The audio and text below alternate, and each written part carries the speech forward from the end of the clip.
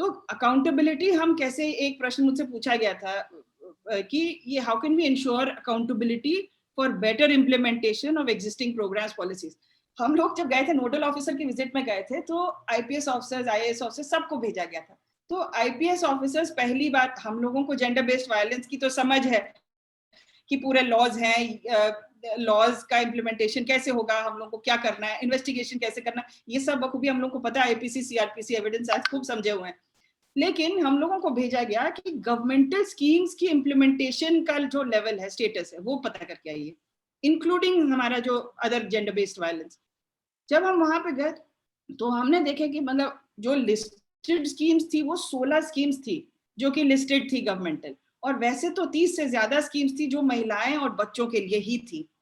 अब हमें को मुश्किल हो गया ये याद रखना कि कौन सी स्कीम में क्या था, और हमको उसका इम्प्लीमेंटेशन चेक करना था। तो जो आपके जो जागरिक हैं और जो जबरदस्त जागरिक हैं, सबसे पहली चीज जो ये है कि अवेयरनेस। अब वो जो अवेयरनेस हम लोग फैलाना चाह रहे हैं, क्या अवेयरनेस कि आपके राइट्स क्या हैं, what is due to you, क्या आपको मिलना चाहिए, किसके बिना काम नहीं चलेगा। तो अब वो हम कैसे दें? अगर हमने बोला कि ये कन्या सुमंगला योजना है, ये योजना है, वो योजना, कंफ्यूज हो जाएंगे लोग। तो अगर हमारे एनजीओ जो ये कलेक्टिव एक बना हुआ है, बड़ा इंटरेस्टिंग सा नाम है, कम्यूटिनी बनाया हुआ है, कि म्यूटिनी किसके विरुद्ध म्यूटिनी। हम होप कर रहे हैं कि इस अपराध के विरुद्ध म्यूटिनी है, और एक दूसरे के प्रति नहीं है, गवर्नमेंट के प्रति नहीं है। लेकिन अगर हम लोग कलेक्टिवली एक कैप्सूल फॉर्मेट बना दे, हमको 20 दवाइयां खानी है, कितनी दिक्कत होती है।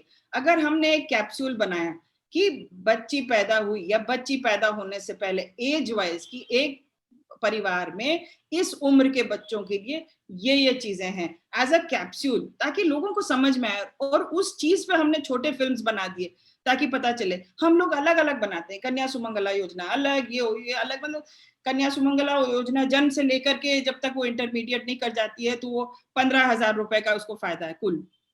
अब उस फायदे का एक्चुअली फायदा है कि नहीं है, क्या है, एटलीस्ट उसको पता तो हो कि इसको करने के लिए ये चीजें करनी है। लेकिन योजनाओं में ना उलझें, हम लोग उसको कैप्सूल फॉर्मेट में सुविधाओं पे आ जाएं कि उस सुविधा, ये मैं 5 साल की लड़की हूं, मुझे क्या क्या अनुमन्य है। तो हमारा अवेयरनेस प्रोग्राम है वो age wise, age bracket wise हम उसको पुश करें, हम उसके लिए बनाए कैप्सूल्स बनाए ताकि हम उसको पुश कर सकें। तो पहला अवेयरनेस हुआ what is due to you. Second awareness ये हुआ कि what is not due to you. ये सोशलाइजेशन जो कहता है, वो सोशलाइजेशन कहता है कि तुमने ये पहना, तुमने जोर से बात की, तुमने ये चीज जरूर किया होगा, और ये उनको समझाना है कि ये तुम्हारी वजह से नहीं हुआ, ये क्राइम, ये ईव टीजिंग तुम्हारी वजह से नहीं हुआ। अगर कोई कह रहा है तुम्हारी वजह से है तो गलत कह रहा है। ये चीज उन बच्चियों को समझाने की बहुत बहुत आवश्यकता है कि तुम कारण नहीं हो, तुम्हारा पहनावा कारण नहीं है। मैंने एक 7 साल की बच्ची को देखा हुआ है जिसके साथ रेप हुआ था, उसके वजाइनल पार्ट्स की क्या धज्जियां उड़ चुकी थी, वो मैंने देखा, अपनी अपनी आंखों से देखा है। तो उस बच्ची ने क्या पहना हुआ था जिससे एक्साइटेड हो गए लोग। तो